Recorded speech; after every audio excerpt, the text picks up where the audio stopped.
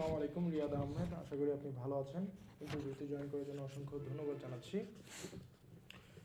প্রথমে একটু short summary দেবেন আপনার সম্পর্কে। First, sorry, my background is messy. Oh no problem, no problem, don't worry. আচ্ছা, আমি রাহিদ আহমেদ। আমি কম্পিউটার সায়েন্সে গ্রাজুয়েশন করতেছি আমেরিকান ইন্টারন্যাশনাল ইউনিভার্সিটিতে। এখন 2026 আমার এক্সপেক্টেড গ্রাজুয়েশন হবে।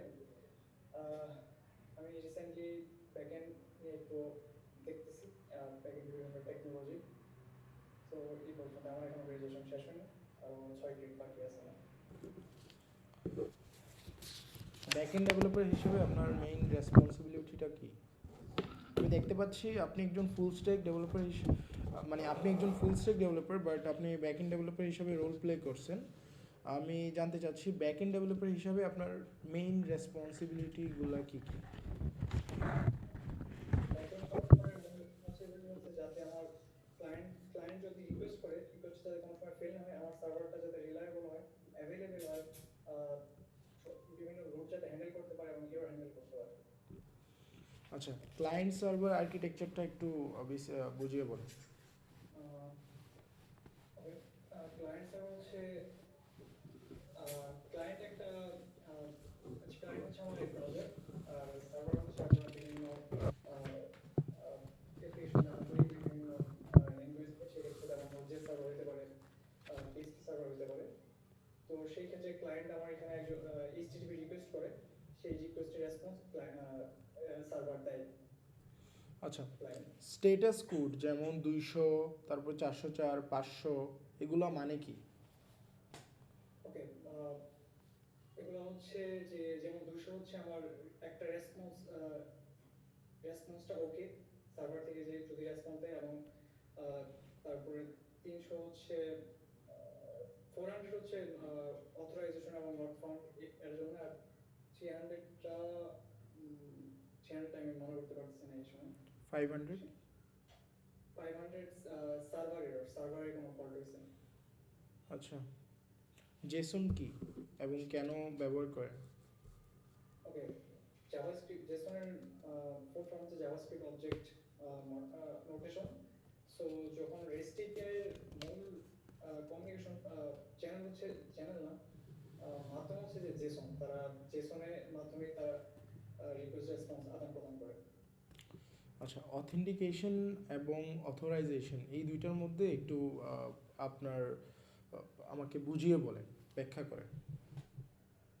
সো অথেন্টিকেশন হচ্ছে যে একজন ইউজার বলতেছে সে, যেমন আমি রাইট কিনা, এটা হচ্ছে অথেন্টিকেশন।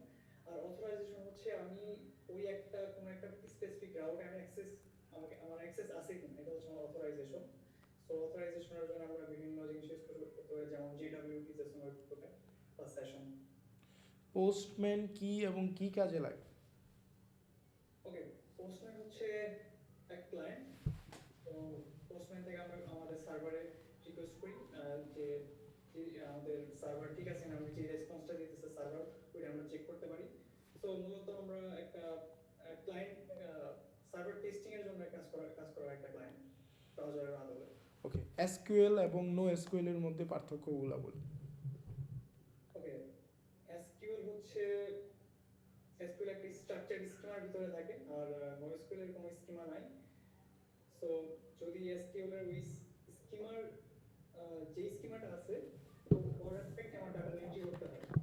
বাট নোএসকিউএল আমরা বিভিন্ন স্কিমা না থাকে, যদি স্কিমা ক্রিয়েট করা যায় নোএসকিউএল এ, তো আমরা বাইরে ডাটা অ্যাড করতে পারি। যেমন আমি একটা ইউজারের বিভিন্ন যেমন নেম, আইডি, এগুলো একটা স্কিমা করা যায়, কিন্তু আমার যদি একটা কমার্সের প্রোডাক্ট হয়, প্রোডাক্টের বিভিন্ন জিনিস থাকতে পারে, যেমন এগুলো স্কিমার দ্বারা সম্ভব না, এগুলো ডাইনামিক ভ্যালু। সো এই জন্য আমরা নোএসকিউএলটা সেখানে বেশি প্রায়োরিটি দেওয়া হয়, কারণ কি যেগুলো স্কিমাতে কনভার্ট, স্কিমার আওতায় আনা যায়, সেগুলো আমরা এসকিউএল এর ভিতরে রাখি। ইনভায়রনমেন্ট ভেরিয়েবলটা কি একটু ব্যাখ্যা করেন। ইনভায়রনমেন্ট ভেরিয়েবল হচ্ছে যেটা আমার সিস্টেমের ভেরিয়েবল, যেগুলো আমি সরাসরি প্রসেস ডট এনভির মাধ্যমে অ্যাক্সেস করতে পারি। বিভিন্ন সিকিউর জিনিসের জন্য আমরা ইনভায়রনমেন্ট ভেরিয়েবল ইউজ করে থাকি। ওকে, যেটা অথরাইজড অ্যাক্সেস করতে পারবে। এইচটিটিপিএস কি এবং এটা কেন ব্যবহার করা হয়, সো এটা কেন গুরুত্বপূর্ণ একটু এক্সপ্লেন করেন। ওকে, এইচটিটিপিএস আমরা মূলত ব্যবহার করি ওয়েব সার্ফিং এর জন্য। এটা মূলত একটা secure channel built on top of TCP. So so HTTP একটা যেমন আমরা রিকোয়েস্ট রেসপন্সটা ক্লায়েন্ট সার্ভারের যে রিকোয়েস্ট রেসপন্স এটা সিকিউর ওয়েতে আদান প্রদান করতে ব্যবহার করে বিভিন্ন সার্টিফিকেশনের মাধ্যমে টিএলএস পেতে পারে। আচ্ছা, একটা লগ ইন সিস্টেম কীভাবে আপনি বিল্ড করেন আপনার আপনার মতো করে, হ্যাঁ, অ্যাজ এ প্রজেক্ট রিকোয়ার্ডের উপরেই তো লগ ইন সিস্টেমটা বানান। সো আপনি আপনার সাইড থেকে একটু এক্সপ্লেন করেন রেগুলার একটা লগ ইন সিস্টেম কেমন হয় এবং কেমনে বানান, কী কী করেন, শুরু থেকে শেষ পর্যন্ত বলেন। সো আমি লগইন সিস্টেমের ক্ষেত্রে সেক্ষেত্রে আমরা আগে প্রথমে চিন্তা করবো যে আমাদের ইউজার থেকে কি কি নিয়ে ভালোভাবে তাকে অথেন্টিকেট করা যায়।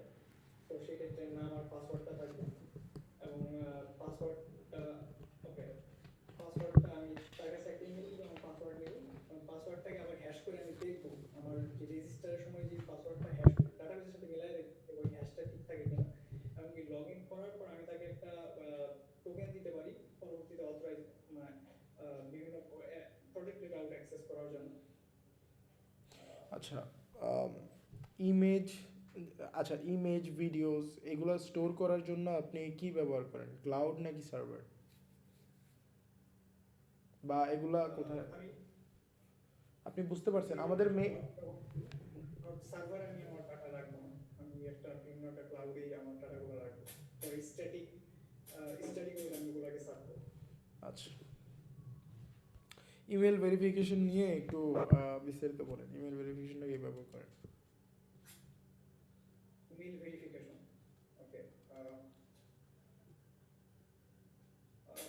ইমেইলে আচ্ছা নোটজেসের একটা লাইব্রেরি আছে যেটা নোটজের বিষয় হচ্ছে মেইলার। হয়তো সেই ক্ষেত্রে আমি একটা ইমেল সার্ভার অন করতে পারি, সেই ক্ষেত্রে আমি ইমেল সার্ভারের মাধ্যমে কোনো একটা ইউজারকে আমি একটা মেইল পাঠাইতে পারি। দেন ওই মেইলের মাধ্যমে আমি তাকে বুঝতে পারি যে এটা কি আসল মেইল না প্রজারি করছে এইভাবে। অসংখ্য, হ্যাঁ হ্যাঁ বলেন। কোশ্চেনটা কি এভাবে করবেন? আমি বলেছিলাম যে ইমেল ভেরিফিকেশনটা, হ্যাঁ ইমেল ভেরিফিকেশনটা কীভাবে করেন। ওকে, আমি মেইলার দিয়ে করবো ইমেল ভেরিফিকেশন। আচ্ছা, অসংখ্য ধন্যবাদ জানাচ্ছি আমাদের সবগুলো কোয়েশনের অ্যান্সার দিয়ে আমাদেরকে সহায়তা করার জন্য, এবং আপনার কোয়েশনগুলো আমাদের জন্য অনেক বেশি ইম্পর্টেন্ট ছিল।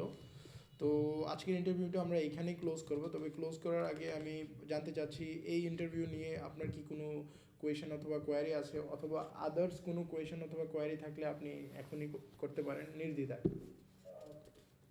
আমার এটা আমার ফার্স্ট ইন্টারভিউ ছিল, আমি এর আগে কোনো সময় আমি টেকনিক্যাল ইন্টারভিউ দেইনি। ওকে, সো আমি জানতে চাইতেছি আমি আরো কিভাবে নিজেকে ইমপ্রুভ করতে পারি, যদি কিছু বলা যায়। ওকে, অলরেডি আপনি ইমপ্রুভড আমি বলবো।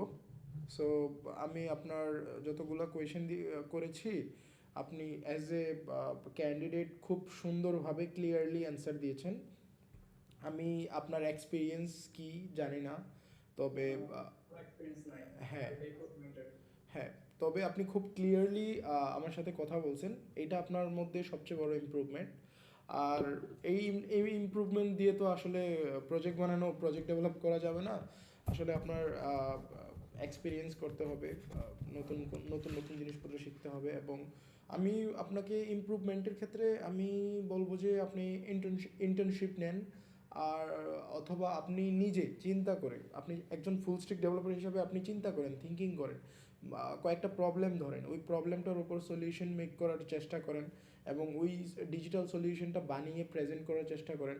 এবং আই হোপ এগুলো বানাতে বানাতে আপনি যখন এক্সপিরিয়েন্স গেইন করবেন, আপনার কোনো কোম্পানিতে জয়েন করা লাগবে না, অথবা কোনো কিছুই করা লাগবে না, আপনার ওই এক্সপিরিয়েন্সটাই হবে আপনার একজন ডেভেলপার হিসাবে সবচেয়ে বড় এক্সপিরিয়েন্স। আপনি একটা ডেভেলপারের সবচেয়ে বড় বিষয় হচ্ছে যে তার এক্সপিরিয়েন্স, নট নেসেসারি যে সে সব পারে, সে সব টুল পারে, সে সবগুলো ল্যাঙ্গুয়েজ পারে, এগুলা আসলে ডিপেন্ডেন্ট না, বাট তার এক্সপিরিয়েন্সটা মোর দেন ইম্পর্ট্যান্ট। হ্যাঁ, থ্যাংক ইউ। আর কোনো কোয়েশন আছে? আচ্ছা, আজকের এই সেশনটা আমাদের টোটালি রেকর্ডেড ছিল। ভবিষ্যতে এটি পাবলিশ হতে পারে আপনার এবং আমার জুনিয়রদের জন্য, যে একটা আসলে ফুল স্ট্যাক ডেভেলপার অথবা ব্যাক এন্ড ডেভেলপারের ইন্টারভিউ কেমন হয়, ওরা যেন শিখতে পারে, নতুন কিছু জানতে পারে এবং জেনে একটা নতুন ইন্টারভিউতে জয়েন করতে পারে। ওই জন্য এটা রেকর্ডেড ছিল। তার পাশাপাশি আমরা আপনার প্রোফাইলটা আবার রিভিউ করতে পারি, সেই জন্য এটা রেকর্ডেড আছে। সো সেই জন্য আমরা কি এটা পাবলিশ করতে পারি? ওই পারমিশনটা কি আমরা নিতে পারি? হ্যাঁ। ওকে, থ্যাংক ইউ আপনাকে।